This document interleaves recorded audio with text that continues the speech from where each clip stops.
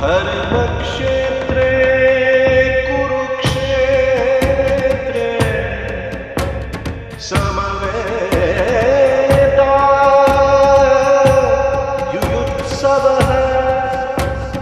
मामकाः पाण्डवश्चैव किमकुर्वत Sanjay. So, Sadhvi-ji, Didi-ji, namaskar and thank you for coming to this podcast, a special Gita Jayanti podcast of Arrows and Answers. You have always been a supporter of me. I have always felt motivated, but let me, give a short introduction. Sadhvi Bhagawati Saraswati is a spiritual leader, author, motivational speaker.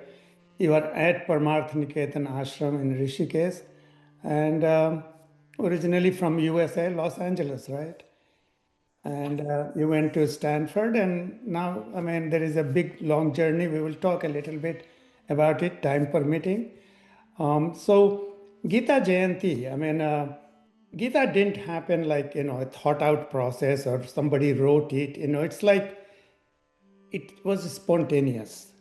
Arjun says to Krishna that, okay, put me in the middle of the battlefield and sar pe mukut, haath mein chabuk. Sir में मुकुट हाथ में चाबुक रथ के चक्र में धूल मिला है रथ के चक्र में धूल मिला है. It's like it was total different kind of scenario and Krishna brings clarity to Arjun and Krishna is clarity, clarity is Krishna. So that's how Gita was born. So I would love to hear from you some gyan. First of all, Krishna-ji, it's just beautiful to be with you. It's beautiful to be with the whole community. And it's especially so beautiful to be here in honor of Gita Jayanti. When we talk about how the Gita came into being, for me, I really take it as grace, as a gift from the divine. All of that which we are given, to me, is only by divine grace. So similarly, this wisdom, yes, it happened on a battlefield. It was spontaneous. But the most beautiful things in life are spontaneous. The most beautiful things in life flow out of alignment with what is needed and when it's needed. And when Bhagavan Krishna spoke the Bhagavad Gita to Arjun, he was not giving only a teaching to his beloved friend. He was giving a teaching to us through Arjun. And of course, the battlefield that Arjun stood on is a battlefield that is different than the battlefields that we stand in. But the teaching is exactly the same. And that's why the Bhagavad Gita is truly an eternal teaching. When we speak about Sanatan Dharma, that Dharma which is truly eternal, typically we talk about it as eternal in time. We say, okay, it was true thousands and thousands of years ago, and it is still true today. But it is also eternal in space, meaning that which was true on the battleground of Kurukshetra is true in Los Angeles, in New York, in London, in Tokyo, in Sydney, in anywhere in the world that you may be, because that gyan is sanatan. That gyan is eternal. And so, yes, it was spoken to Arjun, but it was spoken also through Arjun to us about how do we deal with the battlefields of our lives, and whether it's the battlefield of our own mind, the games that our minds play versus truth, whether it's the battlefield that we find ourselves in today in the world with injustice and climate change and hunger and poverty and inequality and exploitation. So there's so many battlefields, but this beautiful wisdom is true for every single battlefield, for every single being, whenever they're born, wherever they're born, whatever they are facing. That is why it is truly eternal and perennial. So what you are saying is that it's as relevant today as it was when he spoke to Arjun. And I would say it's even more relevant. And the reason I would say it's more relevant is I think there's more people who need it. okay. You know, if you imagine you're a doctor, let's say, or you're a medical scientist, and you've got one person with a disease, Yeah. and you, in your laboratory, create a treatment for that disease, it's wonderful, it's very relevant, it's very helpful, you've saved that person's life. But if we now have a pandemic of billions of people with that same disease, your medicine becomes even more relevant because it's actually saving even more people. So, that brings me to another thing, and I know you live near Ganga and you're, almost daily, in touch with Ganga. So, Ganga also came in your Rishi Bhagirath Kare Tapasya, right? ऋषि भगीरथ करे तपस्या पृथ्वी पर आ जा माँ गंगे शिव की जटा ने वेग संभाला गोमुख से निकली माँ Gange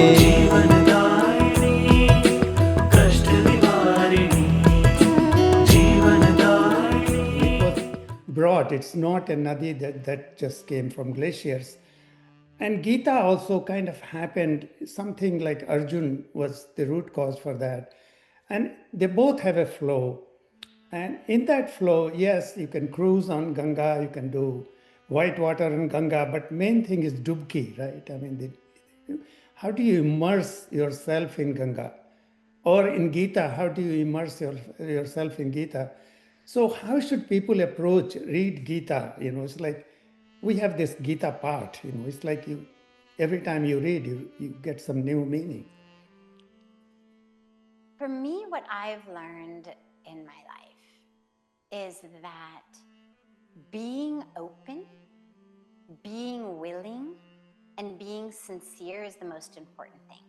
When I came to India almost 30 years ago, as you mentioned, I was a graduate from Stanford. I was in the middle of getting my PhD in pediatric neuropsychology, so I was a scientist. Yeah. I came from not just California, but I actually came from Hollywood. Like I literally grew up in Hollywood, which is why my memoir is called Hollywood to the Himalayas. Right. And so I was someone who, if you looked at me from outside, you would have said, this girl has everything. But inside, I was suffering. Inside, there was emptiness. Inside, there was confusion. Inside, there was so much. And on the airplane to India, I took a vow.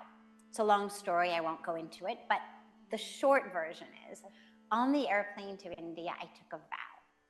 And I took a vow because my trip to India seemingly made no sense. I didn't know anything about India. I was not consciously a spiritual seeker. I was a scientist, but I was a very, very strict vegetarian. And what I had learned in my travels all around the world was that no matter where in the world I was, if I wanted pure, pakka, shuddh vegetarian food, probably the only place I was going to find it was an Indian restaurant. Right. And so I agreed to come to India only because I loved the food. But in the airplane, I had this conversation with myself, and I said, this makes no sense. I'm living in the San Francisco Bay Area. I can get wonderful Indian vegetarian food on my corner. Right. I'm in the middle of this PhD program that I'm loving. Why am I traveling across the world to this country that I don't know anything about? And so, since I didn't know the answer to that, I took a vow. And the vow was very simple, and it transformed my life. The vow was just that I would keep my heart open, that I would be sincere, that I would be willing, that I would have an open heart, because I knew that there must be a reason I was going, and I wasn't aware of it. And in the next 2 weeks, all of the incredibly powerful, transformative, mystical experiences that I had on the banks of Ganga, that I had walking through Parmarth Nikatan Ashram, that I had when I first met my guru, His Holiness Puja Swami Chidanand Saraswati-ji Maharaj. All of these experiences that I had required me to keep my heart open and to be willing and to be sincere. And when Puja Swamiji sent me to stand in the sacred Ganga River and give all of my anger, all of my pain, all of that which was causing suffering in my life, when he sent me to do that, in my mind, as an academic psychologist, like, you don't give problems to a river. A river doesn't sweep away your problems. You enjoy a river, but you deal with your problems in therapy. But because of my vow, I kept my heart open. I was willing, I was sincere. And what I found in those first 2 weeks in India was a new home. I found freedom. I found healing in the water of Ganga, because even though the scientist in me said it doesn't happen, there's no way, it actually did happen. It happened by grace. But my role was just to be open and to be willing. And I think what Arjun teaches us so deeply is you have to be open, you have to be willing. If he was not someone who already loved Bhagawan Krishna, even though he just loved him as a friend, he didn't know that he was Bhagawan, he hadn't seen that root, but he loved him anyway. And he knew that he's got my best interest, in his mind. That's why he wanted him. That is that's a phenomenal, story that you said. But that brings me to it. I saw some place where you describe this, and I see that in Gita. It's like Ashru Purna Kulakshanam. So Arjun is in tears. Those tears were not tears of sadness, not tears of happiness. And if I remember correctly, in your description, in your life, you froze on the doorstep and your tears dwelled up. And my feeling is that, do the tears transform? Are those transformative tears? And give me something about that. And then I want to also touch, is there consciousness in Ganga or sun, that Krishna talks about? So let's have first hear about how do tears transform? I mean, you have experienced that. Tears are beautiful. Tears open our hearts. They are the natural expression when we are deeply touched. I sobbed on the banks of Ganga because I felt at home. It was the first time in my life, I was 25 years old, and it was the first time in my life that I ever had even imagined that I was one with the divine. I always had felt like I'm not smart enough or good enough. I mean, we all have these complexes. And even for someone who had graduated from Stanford and was in the midst of getting a PhD, like, I still felt not good enough, not worthy enough, not smart enough, not enough on any level. And I always felt like there was something lacking in me. And, as I said, this is pervasive. We feel like we're not attractive enough, we're not successful enough, we're not wealthy enough, we're not popular enough. And suddenly I had this incredible experience of being in the presence of the divine. And when I turned that vision inward, I realized, oh my God, I am not separate from this divine. And it knocked me to the ground in tears. They were tears of coming home, tears of coming back to the self that Bhagwan Krishna speaks about in the Gita. I mean, when Krishna tells Arjun, you are that which is never born, which never dies, which never changes, which cannot be burned by fire or wet by water or dried by the wind, all of these beautiful teachings. I was given that as an experience in me, standing on the banks of Ganga. And it was sacred tears of coming home. But I've seen over the years so many people sitting in the Ganga Arati here at Parmarth Nikatan, sitting in satsang each evening as we gather after the Arati. Tears are so common because they allow us to drop back into the truth of ourselves. The other thing that tears do, I always say, when people cry, they say, oh, I'm sorry. And I always say, no, tears are great because they purify our vision. The truth that Bhagwan Krishna gives us in the Gita is the truth of who we are. He's not taking us to outer space. He's taking us to inner space. And there's no prerequisites required. I mean, if you want to go to outer space, if you want to work for NASA, you got to take years and years and years of physics and this and that and be in labs and practicums and all of that. But if you want to go to inner space, no prerequisites required. You're going back to the truth of yourself.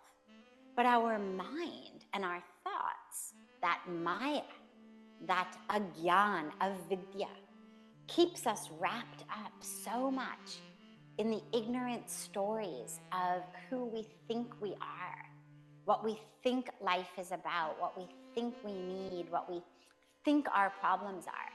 And, Bhagwan Krishna, just for Arjun and for all of us, showed us, you're not your thoughts, you're not the body, you're not the doer, you are none of this. You are that which is eternal, that which is one with the divine, that which is inseparable. It's the aham brahmasmi of Advaita Vedanta. No, thank you for that, because anybody listening, if tears come, let them come. And that can transform you. They're beautiful. They're beautiful. Tears are connection. When I first came to India and I was reading the Gospel of Sri Ramakrishna, I cried constantly. I would read and then the tears would just pour down my face like I was having darshan just through the pages of the book. Yeah, tears are wonderful. No, thank you. The next, point is Krishna in Gita says, he gave this message to sun, and sun gave it to Ikshvaku. And sometimes we say, how is it possible? I mean, can you talk to sun? It's like, but I have seen you and I have seen Swamiji and I have seen you guys when you do Ganga Arati. It's not like Ganga is not just a material water flow. I see that in your eyes, so, I mean, is there communication? Is there cosmic regulation? Is there cosmic communication? I mean, in the name of grace, we kind of, wrap it all up. But can you, expand on that, your personal experience and what people should do? Absolutely. So, first of all, when we speak to Ganga, which absolutely I do when we pray and are in communion and communication and love and union with her, it's not speaking to molecules of hydrogen and oxygen. Right. It's not speaking to this H2O molecule that is whizzing by you even before you can get the first word of your prayer out. It's speaking to Mother Ganga, the goddess. Speaking to, when we speak to nature, it's Surya Dev. It's Agni Dev. It's Vayu Dev. Right? All of these elements are sacred. It's Prithvi Ma, Mother Nature, Mother Earth, Dharti Ma. So we're not speaking to soil, for example. Yeah. You're speaking to the presence of that Mother Nature who manifests through the soil, the water, the wind, the fire. We're speaking to the presence of the Creator of all of this, but also to the presence of the unmanifest, that nirgun Brahman, Yeah. that actually that pervades everything. There is divinity in all. And one of my favorite teachings in the Gita around this is when Bhagavan Krishna says, Patram pushpam phalam toyam, yo me bhaktya prayachati, tadaham bhaktyu pratam ashnami prayatatmanaha. And I'm sure there's a lot we could say about this, but for me, the one point that pertains here is that which we offer to the divine is sacred. And what he's saying is a leaf, flower, fruit, water. Yeah. Whoever offers me these things, and what it reminds us of is, first of all, God is not looking for your Mercedes or your gold. He's not saying whoever offers me gold or diamonds or silver or bronze. So number one, all God wants is us in our love and in our devotion, no matter what you have. But there's another deeper message for me, which is the natural elements are sacred. Because if we're going to offer them to the divine in puja, it means they're sacred. And so what Bhagavan Krishna in that verse is doing for me is making it clear beyond a doubt that the earth in which the flowers grow, the fruit grows, is sacred. Yeah. The water is sacred. That which we give to him. And of course, the fire is sacred. The air is sacred. So it's a beautiful reminder of that sacredness of all of the elements. That's this really, thanks for explaining it so well, because, it's like normally we see that as a physics and chemistry, but there is much more to it than that. And I think science someday will need to look at whether there is consciousness in sun, consciousness in Ganga.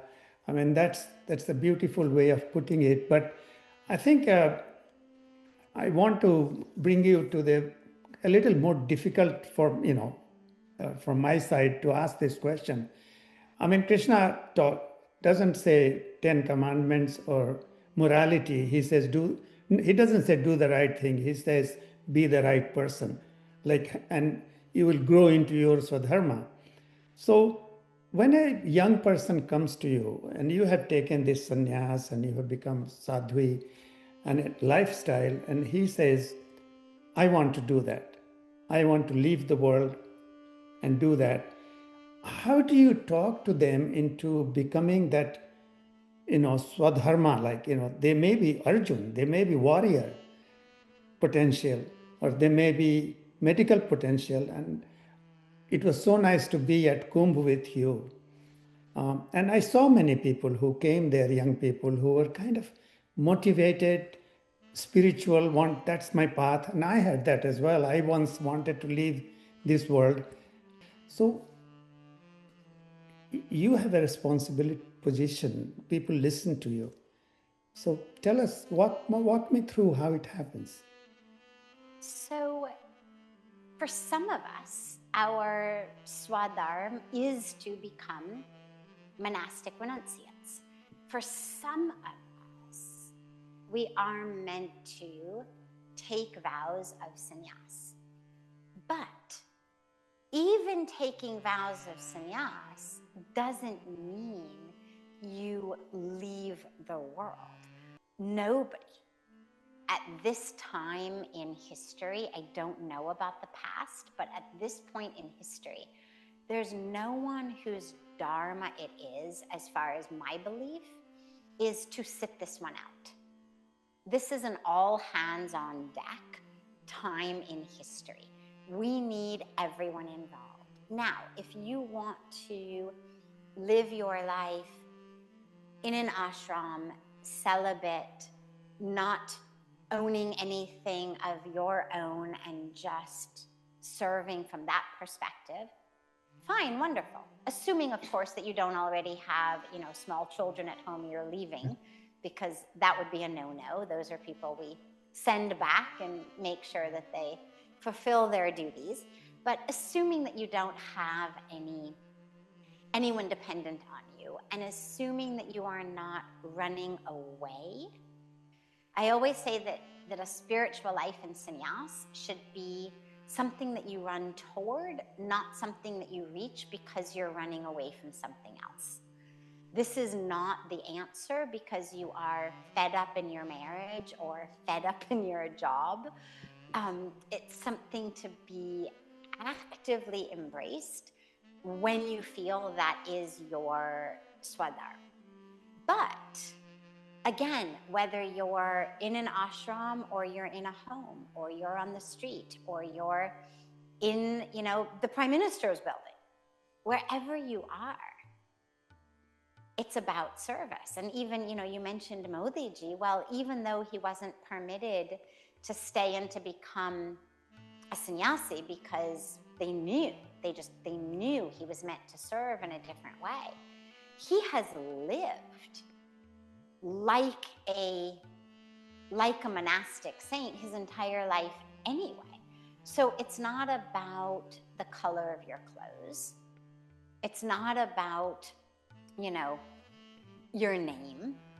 It's about how you live. So when people come and they want to be engaged in a deep renunciant practice, again, assuming they don't have dependence and assuming that they're not doing it as an escape, then sure.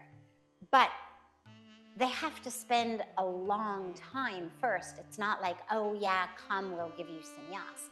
You spend a long time in seva learning what renunciation is about, learning to serve, because renunciation is not, as Bhagwan Krishna makes it so clear, it is not a renunciation of action. Yeah. I mean, the entire Gita is predicated on this fundamental teaching of we all act. You can't not act. And so whatever your action is, it has to be that which is surrendered to the divine. As he says, Yat karoshi yadashnasi yajjahoshi dadasya Yat tapasyasi konteya tat kurushwa madarpana. So whatever you do, offer it to Bhagwan Krishna. Whether it's a havan, whether it's tapas, whether it's sadhana, whether it's work in a bank, whether it's being the CEO of a company, whether it's making children, whatever you're doing, surrender it to the divine and be that instrument, that vehicle, that vessel, that nimit. Yeah. That's the aim. Really, profound, very profound. Thank you. I see Bhagavad Gita as a Krishna guiding Arjun through a meditation, through all these chapters to the 11th chapter, where he is able to visualize or see Krishna. It's like Ram Krishna seeing Mata Kali. So it all goes, and it's like in our regular session, we are up to 10th chapter now. So coming to 11th. So, I mean, when you do your sadhana and all that, you have been a meditator, and this is probably a personal question, but also, people will learn from it what they should do and expect. I mean, is it a gradual process to, it's like in Arjun case also, 10 chapters to 11. Gradually he gets there. So something that you can share or tell people who are listening, and myself as well. I'm learning from what you're saying is, so much. It's definitely gradual, but it's not always evenly spaced. So it's not like walking a path always at exactly the same speed and you get there, 3 feet every 2 seconds or something. It's not like that. It is gradual, but there are moments in which most of us have a huge exponential step up, you could say. And that could happen from the grace of a guru. It could happen from a very divine experience, being on the banks of Ganga, having a dubki in Ganga. It could happen from a very deep and profound meditative experience. I, on a personal level, have very deep and very profound experiences, literally simply looking at NASA's Instagram feed, because I am so in love with and in awe of the divine creator that when I see pictures of nebulas and other universes and things, it's so extraordinarily beautiful that I literally find myself in this ecstatic meditative state. So there's lots and lots of ways to have those experiences, but what most people have, and what I know I've had, is, for me now, it's been almost 30 years of absolute gradual increase, gradual deepening, gradual opening. And yet, in those 30 years, there have been a handful of times in which you have a very rapid, very immediate, like, oh my God, sort of the experience of Arjun having that darshan of, oh my God, I always thought it was like this, but actually it's like that. And an experience that changes you forever. Arjun will never look at Krishna the same. Even though Krishna goes back, he takes away the darshan, but Arjun is changed forever. In the same way, when we have very powerful spiritual experiences, they change us forever. It's why we go on Tirth Yatra. It's why we do things like that, because we're looking for deeper, more powerful spiritual growth. But even without those, it's definitely a gradual process. And even with those, it is. It's just that those tend to be, you're in kindergarten and you get sort of catapulted into 5th grade overnight. And then, you keep going gradually, 5th, 6th, 7th, 8th, and then you find yourself in 10th grade and suddenly you're catapulted into your last year of college. And then you keep going, and this happens, as I said, typically from what I've seen, by a really powerful experience of grace.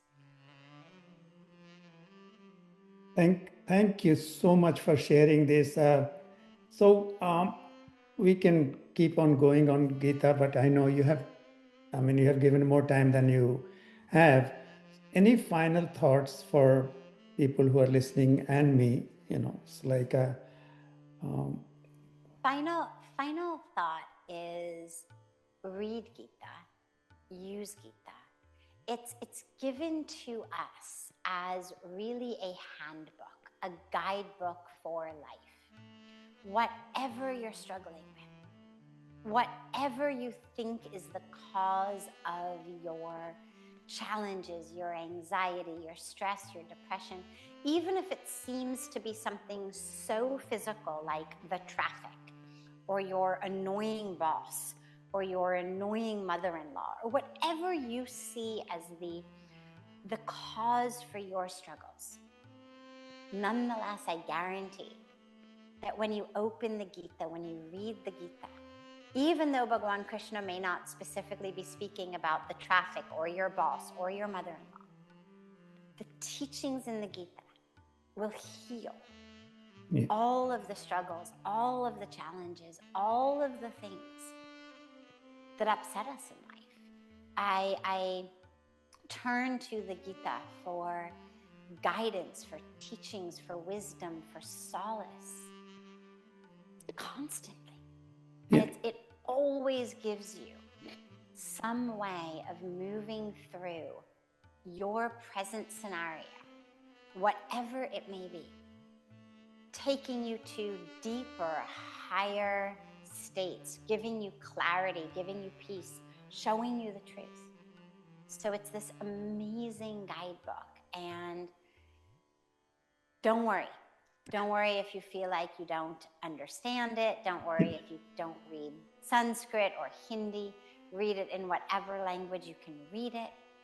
And just take it in, take it in. I still have my, I don't know if it shows, but Yes.